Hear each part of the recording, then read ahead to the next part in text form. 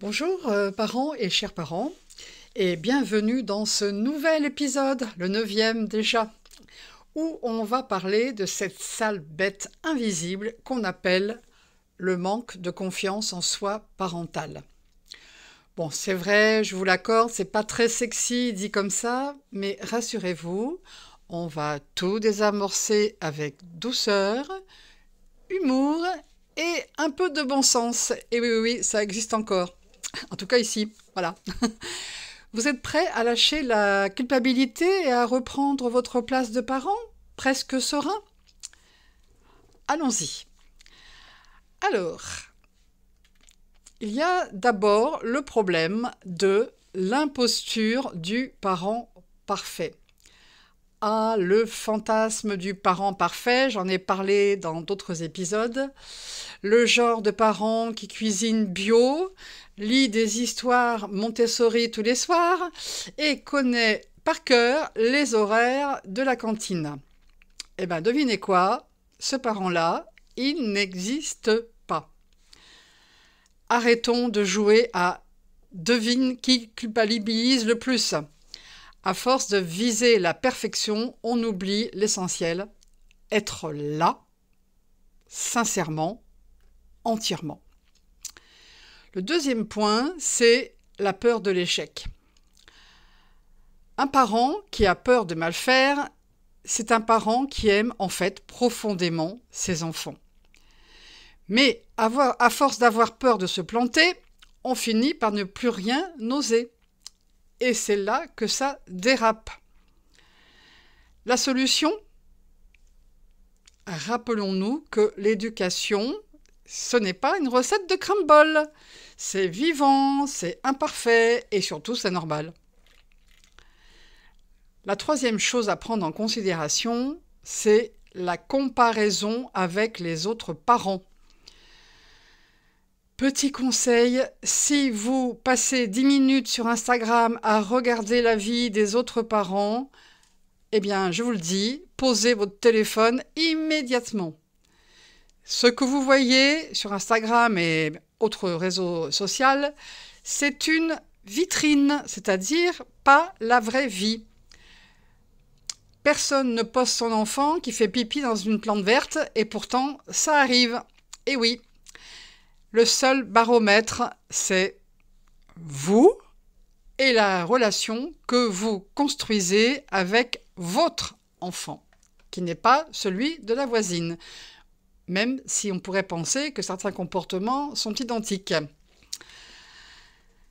Le quatrième point, c'est, on va dire, le doute constant. Et si on arrêtait, si vous arrêtiez de chercher l'approbation partout? Vous êtes légitime, vous êtes compétent. Vous avez peut-être juste oublié comment se faire confiance. C'est pour ça que je vais vous proposer une méthode douce qui va passer du mot MAUX dire au mot MOTS pour se dire, pour vous dire. Certaines affirmations sont super à employer, que vous soyez sous la douche ou en train de croquer une tartine. Par exemple, j'ai ma place, je vais la trouver. Ou alors, j'ose, car ne pas oser, c'est mourir. Troisième proposition, je cherche des ressources, mes ressources. Et enfin, je me rappelle que toute vie humaine est la valeur indiscutable.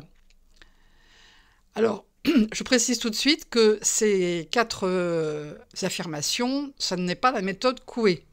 Chacune a derrière elle des choses extrêmement profondes que je pourrais vous proposer si vous le souhaitez, savoir ce que contient cet arrière-plan. C'est très très important et ça recouvre plein de choses. En tous les cas, ici on est et pour essayer de comprendre ce problème de confiance en soi pour aujourd'hui. Et donc, le 5e point, c'est le cercle vicieux de la culpabilité. Ça, la culpabilité, je l'appelle notre colocataire invisible. Elle s'incruste, elle commente tout et elle n'aide absolument personne.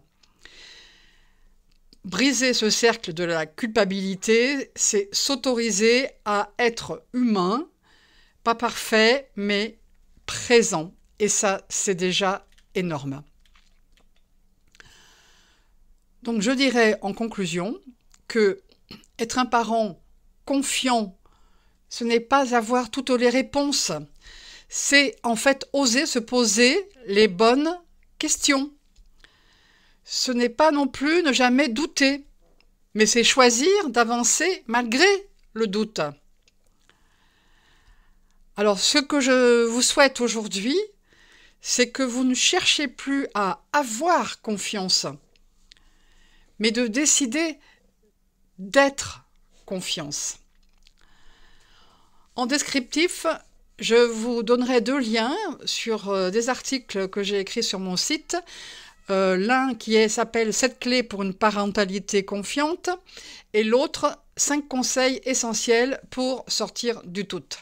Sachez aussi que, sur demande, je propose des webinaires enregistrés qui vont vous permettre d'aller, comme je vous l'ai dit, beaucoup plus profondément que de simples affirmations. En tous les cas, je vous remercie pour votre écoute. Prenez soin de vous, de vos enfants et surtout, soyez extrêmement doux avec vous-même en premier lieu. Je vous dis à bientôt pour le prochain podcast. Merci, au revoir.